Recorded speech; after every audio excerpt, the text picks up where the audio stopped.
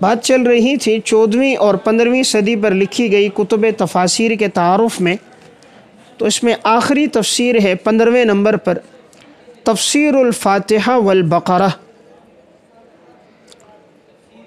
شیخ محمد صالح بن عثیمین، متوفہ 1421 ہجری۔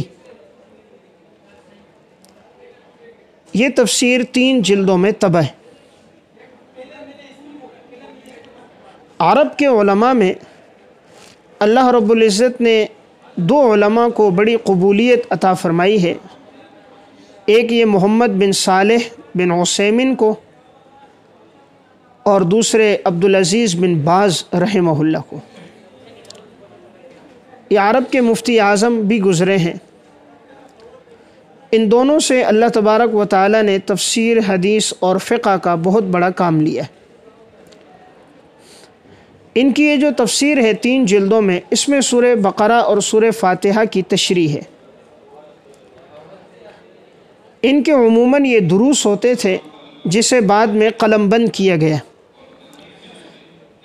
اسی طرح ان کی ایک تفسیر سورہ کہف کی تشریح پر بھی چھپ چکی ہے۔ سورہ یوسف کی تفسیر بھی ان کی الگ سے طبع ہے،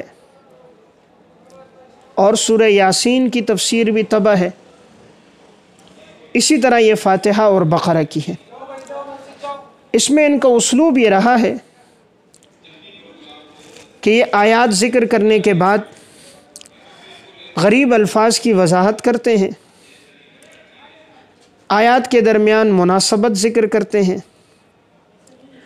اور مختصر انداز میں تشریح بیان کرتے ہیں۔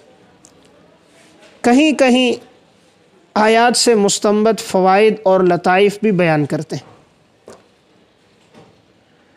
اور بقدر ضرورت فقہی مسائل کا تذکرہ بھی کرتے ہیں۔